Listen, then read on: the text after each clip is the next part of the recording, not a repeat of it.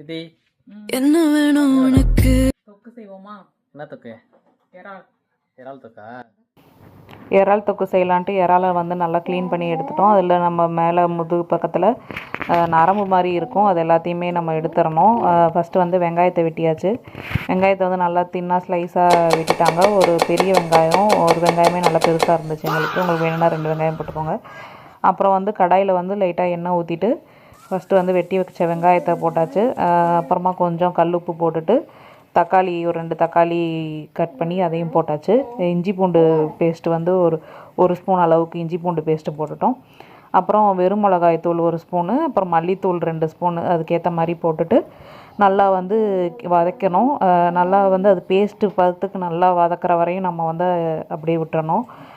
அப்புறம் வந்து நம்ம கழுவி வச்ச இறாலை போட்டுட்டு ஒரு 5 மினிட்ஸ் மூடி வச்சோம்னா அதிலருந்தே தண்ணி வந்துடும், நல்லா இறாலும் வெந்து வந்துடும்.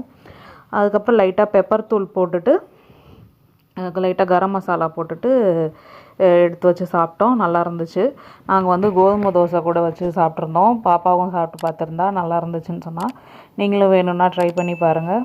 பாய்.